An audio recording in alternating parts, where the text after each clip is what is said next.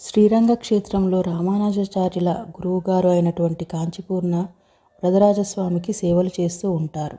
ఆయన వరదరాజస్వామి విగ్రహానికి ప్రేమతో కాలానికి అనుగుణంగా సేవలు చేసేవారు.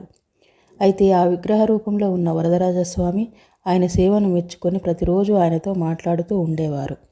ఆ ఊరి ప్రజలకు ఈ విషయం తెలుసు. వాళ్ళ సమస్యలను ఆ స్వామితో అడిగి సమాధానం చెప్పించుకునేవారు. ఒకసారి ఒక బ్రాహ్మణుడు తను చనిపోయిన తర్వాత వైకుంఠానికి వెళ్తానా అని అడగమని కాంచీపూర్ణకు చెబుతాడు. అయితే కాంచీపూర్ణ ఆ విషయం వరదరాజస్వామిని అడుగుతారు. ఈ జన్మలోనే వెళ్తాడు అని సమాధానం చెప్తాడు. అయితే కాంచీపూర్ణ ఉత్సుకతో తను కూడా ఈ జన్మలో వైకుంఠానికి వెళ్తాడా లేదా అని అడుగుతాడు. వరదరాజస్వామి నీవు మరుసటి జన్మలో వెళ్తావు అని చెప్తాడు.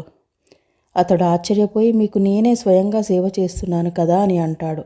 నువ్వు నా భక్తుడికి సేవ చేయి, అప్పుడు ఈ జన్మలోనే వెళ్తావు అని చెప్తాడు వరదరాజస్వామి. అయితే వెంటనే కాంచీపూర్ణ ఒక శుద్ధ భక్తుడి ఇంటికి మారువేషంలో సేవకు వెళ్తాడు. వాళ్ళ పశువుల కాపరిగా వెళ్తాడు.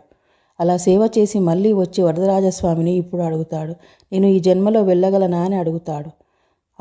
నా భక్తుడికి సేవ చేశావు కాబట్టి తప్పకుండా ఈ జన్మలోనే వైకుంఠానికి వెళ్తావు అని చెప్తాడు వరదరాజస్వామి.